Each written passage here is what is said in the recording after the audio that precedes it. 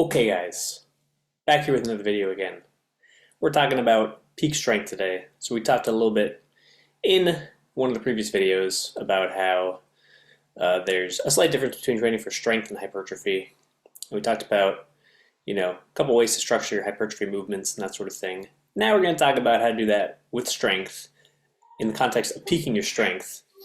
So just to reiterate, this is generally in the context of someone who's an advanced lifter. So they're breaking their training up into different phases generally.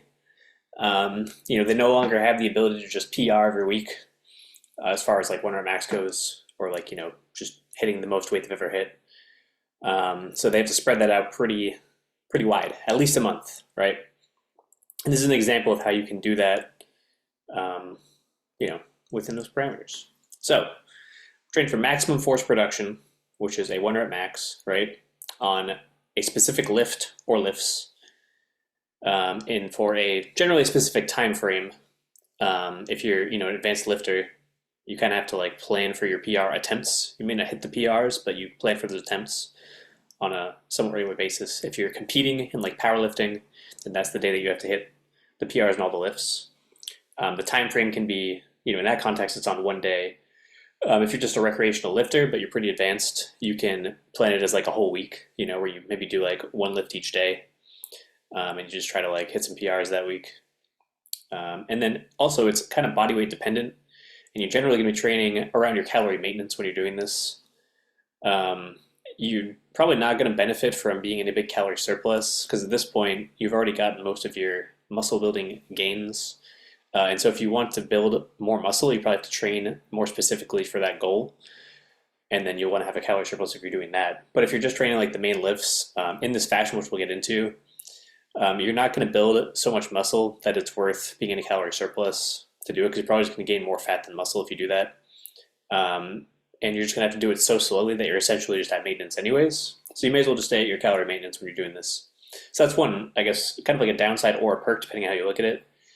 If you don't want to gain any weight, this is a great way to train and just kind of, stay at your body weight and get as strong as you can with that body weight. If you do want to gain body weight, then this is probably not the best bang for your buck as far as training goes. And you're probably better suited to more of a hypertrophy style training, quote unquote hypertrophy, right? Hypertrophy for strength, which I'll talk about in the next video on this topic. But yeah, the movements, right? They're going to be specific to the main movement. So either the main movement itself, right? Like if you're doing powerlifting, squat, bench press, deadlift. If you're doing strength lifting, it's squat, overhead press, deadlift. And then maybe you just have like, maybe you're getting crazy with it and you just want to like PR your Jefferson deadlift or something like that. Sure, go for it. But it's specific to that, and you're using movements that are very, very similar to it. Generally, that movement practices the efficiency in the main movement. It can be an underload or an overload, meaning that it uses less weight in the main movement or more weight in the main movement, depending on the movement. And non-specific movements may be left at the end of the workout for maintenance or just removed altogether. So for example, if you're doing the main lifts, let's say you're doing the squat, bench press, overhead press, and deadlift, general recreational strength training, and then, in your quote unquote off season, you've been doing a lot of like tricep extensions and like bicep curls and rows and chin-ups and stuff like that. Since you're pressing and benching a lot, you might just get rid of the tricep stuff altogether. You might get rid of your bicep stuff, and then you might just do like a set of chins and a set of rows for the week. And like, that's going to maintain your biceps. That's going to maintain those movement patterns, but they're kind of on the back burner. Like you're not trying to peak your row or your chin up, unless that is something that you care about, but generally it's not. So you may leave like, one set of chins or rows at the end of the workout to kind of maintain that, right? Sets, reps, and frequency. Generally, you're going to be doing a lot of high frequency. The reason for that is because you want a lot of practice with the lifts. So the more times during the week that you're doing the lift, the more practice you're getting, obviously, which is very good. Generally 6 reps or fewer per set, because you're generally just trying to, train for that 1 rep max. So anything beyond like 5 or 6 reps is just kind of the whole point of doing like sets of 8 to 10, in my opinion, especially with the main lifts, is to feed your sets of 4 to 6. So like doing those sets of 8 to 10 builds a lot of conditioning that is specific to that set of 5, for example. If you do 3 sets of 8 squats one week and then 3 sets of 5 squats the next week, you're used to having to push a lot harder, especially if they're heavy sets of 8, well, quote unquote heavy, because 8s just by nature aren't that heavy. But it prepares you for that that bout of 5s the next week, right? So in this case, if you're training for the 1 rep max, anything more than like 5, maybe 6 reps is just too many reps to be specific to that. So you want to keep that pretty low, and most of your work might be biased towards like 1 to 3 reps. You may be doing lots of sets depending on how you're structuring your program, so you can get more practice as well, especially if it's a 1 rep max attempt you're training for. And the reason for that is because you get a lot of quote unquote first reps, right? So if you're doing 3 sets of 5, then you get 3 first reps in there. Or you could do 5 sets of 3. You're still getting 15 reps. It could potentially be a little bit heavier, which is more specific to your 1 rep max. And then you also get 5 first reps instead of 3. So you're getting more practice with, unracking the bar, getting into that first rep.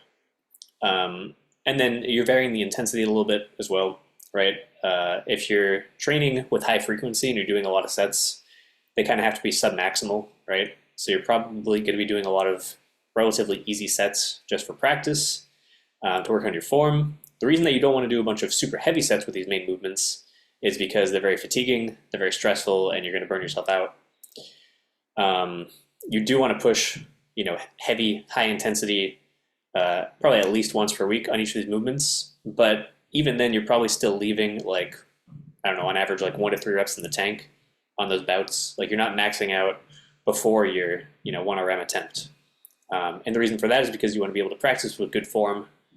What happens when you're practicing with like these 1 rep maxes or like even 3 and 5 rep maxes, all the time, is that you just kind of get used to whatever form breakdown occurs during that heavy set becomes kind of your new form. You're practicing that form breakdown.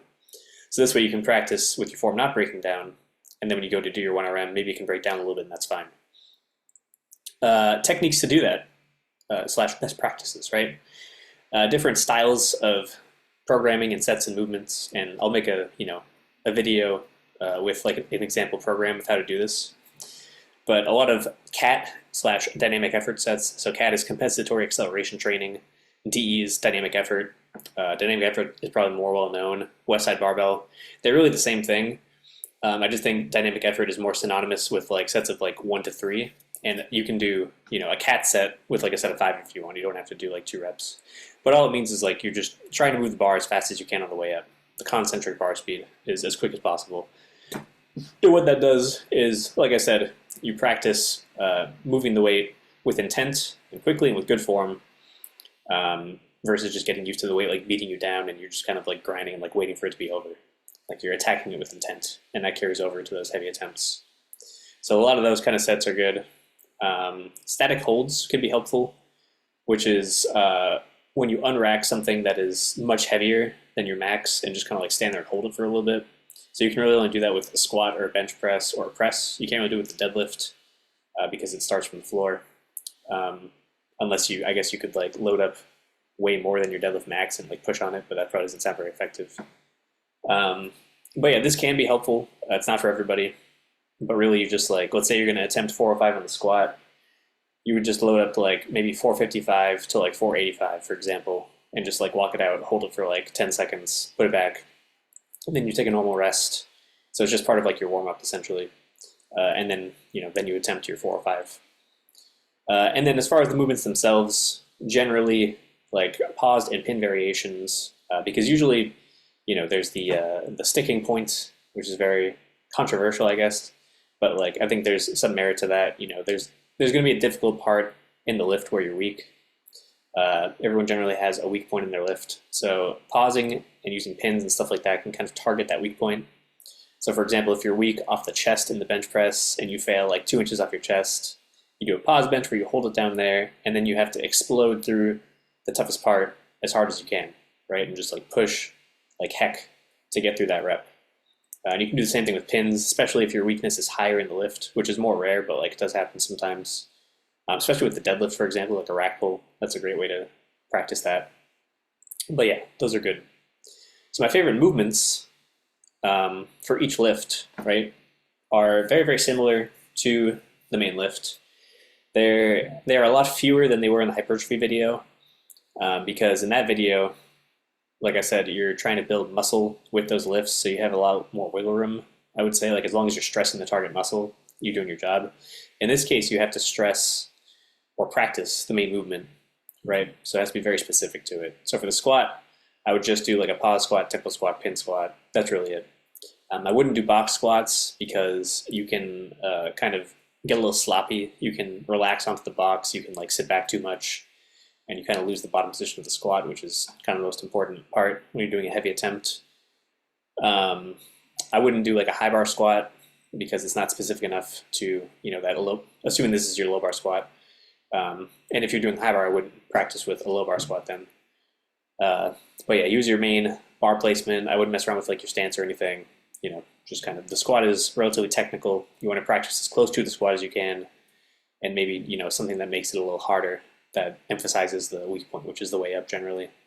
Usually somewhere between like being in the hole and then halfway up out of the hole is the toughest part. So these all help you to work on that. The bench press. This one's a little different, right? Almost like kind of the polar opposite of the squat. And I would put the press in the same camp as the squat, maybe a little higher up even. In the sense that the squat and the press are very technical. The bench is a lot less technical, so you can get away with a little bit more variation. But even then, I would still keep it pretty similar. So like pause benches, tempo benches. The Larson bench is pretty great if you haven't tried it. You just keep your legs straight in the air, and it just eliminates the leg drive. So you're just forced to stay tight on the bench. Dead bench is really good, which is basically a pin bench, except you start with the bar on the pins, right? So you might have the bar, basically you just want to get as close to your chest as possible. And then you just kind of set up underneath it, get tight, and then, break it off the pins. And you can use that either as like a heavy day variation, or you can have it on like a dynamic effort day, and do it for like singles. But yeah, it's different ways to program that. And then close grip with a question mark, because if you're someone that doesn't have a lot of trouble with your bench and you're pretty proficient, like for me personally, if I do close grip exclusively and then I switch back to bench press, it just feels like I'm cheating, like it feels so much easier. And I feel like they're interchangeable for me. But for some people, it feels so different that you need a little bit more practice with the competition bench grip. So it's kind of up to you whether or not you want to include that in your rotation.